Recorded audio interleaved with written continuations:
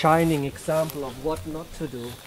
Those dreaded little water cups. 220 mils of misery, I call this. And that's most people's way of drinking water here. The water tastes like plastic because this is very soft, low quality plastic.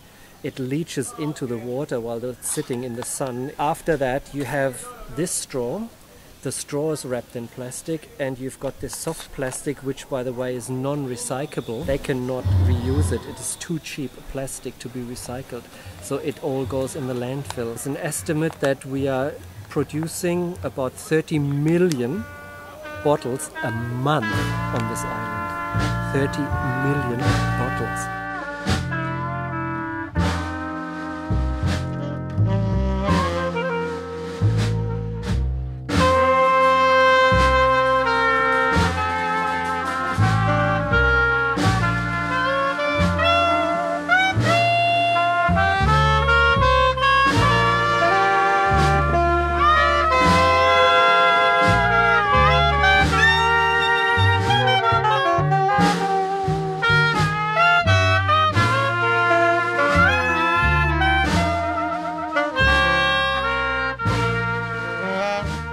Anyone who spends time in Bali can see that the trash and pollution is definitely an issue.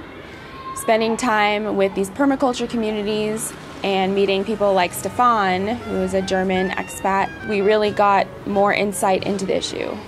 And this here is what happens, you know. People don't know what to do with it. Local governments are sort of self-reliant, you know, banjas and desas, and they can make a lot of their own decisions. But it makes it very hard to get maybe a Bali-wide system happening, because you then need to go out of your village and talk to the guys in the next village.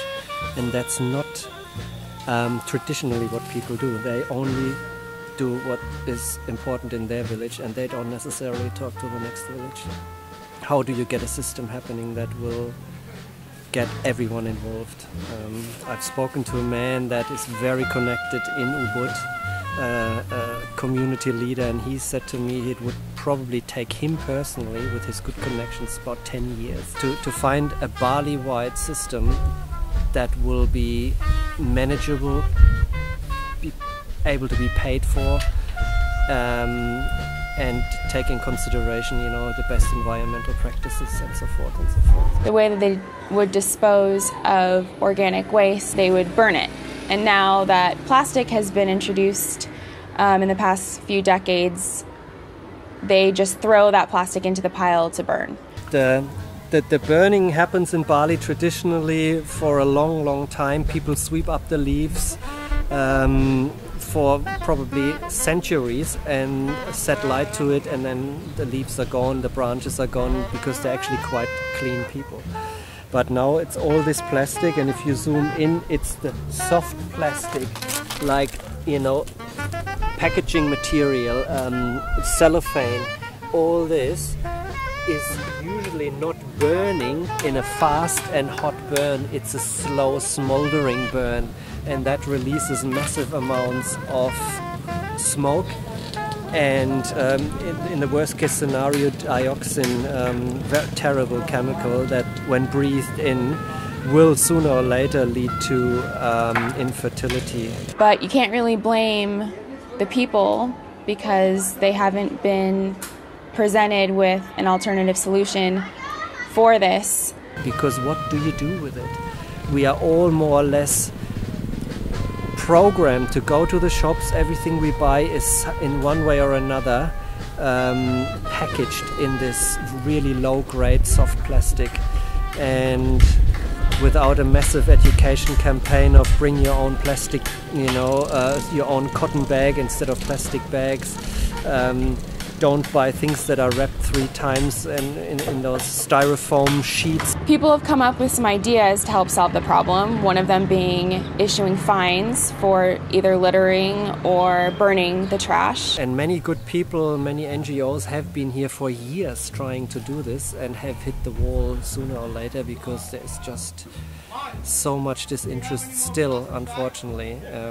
The higher you go up in the political ladder, there is not a lot of willingness to actually engage in those practices, to actually do something, and it's a crying shame. You know, combined effort of Westerners passionate about these things, willing to put their own money in certain things, is already halfway. You know, it just needs the other half of the local willingness to engage in it, because this place is on the verge of going down. You know, a lot of people are not coming back to Bali. The reputation is suffering from the waste problem. So just like Western tourism coming in and taking over the Balinese land, with this pollution issue, it's all a matter of whether or not people like Stefan can raise enough awareness and encourage Bali to actually take action.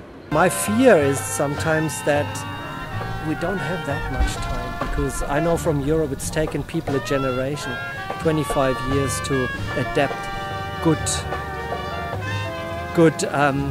concepts and good behavior on how to separate your rubbish and be diligent about it. And if you don't do it, you get a fine. In Australia, people get massive fines for littering. Here, nothing like that is in place yet. And we can only hope that one day the government will put out supporting guidelines and rules, and education campaigns are already underway. Things are moving. In primary schools, the kids are all being taught about it now. Indonesian kids, Western kids, it is everywhere. But the actual practical transformation on the daily front, so to speak, you know, like at your house, people don't have 3 bins and put all the glass in there and all the paper in another one. It is not happening yet because it hasn't been provided. There is no incentive being given for doing the right thing.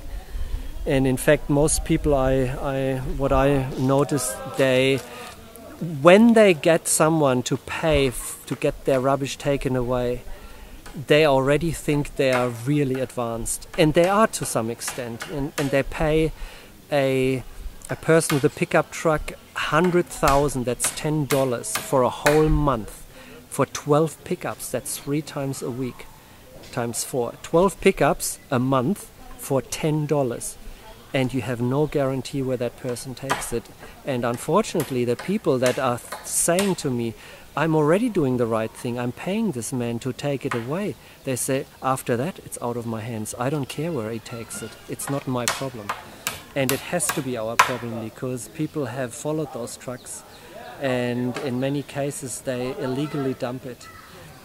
We produce 20,000 cubic meters of waste every day in Bali. Or is it every month? Maybe every month. I've forgotten the number. It's a huge number. But what is even more interesting is that 15,000 cubic meter is estimated is the illegal dumping that happens in the same time frame. So it's almost the same that we are putting through the somehow existing system that happens in big installations, like our regency here of Gianyar has a big recycling station in outside the capital of our regency. And it's working okay. They have massive amount of composting there.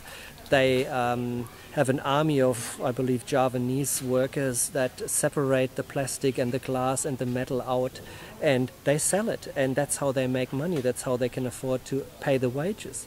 And they might even make a profit, because we all know there is money in waste.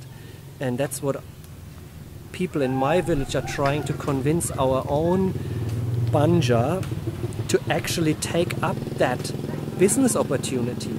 Take care of your own system, get your whole village under one system, and employ 2 or 3 people from the village in the system.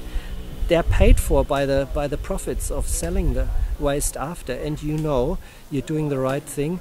You're disposing of what is unrecyclable or not recyclable in a responsible way, and it has to be landfilled at some stage, but at least it's not put down the back of the truck right into a ravine, which goes into a river out to Kuta and comes back at the next rainy season, where they put, I believe they collect 20 tons of rubbish a day.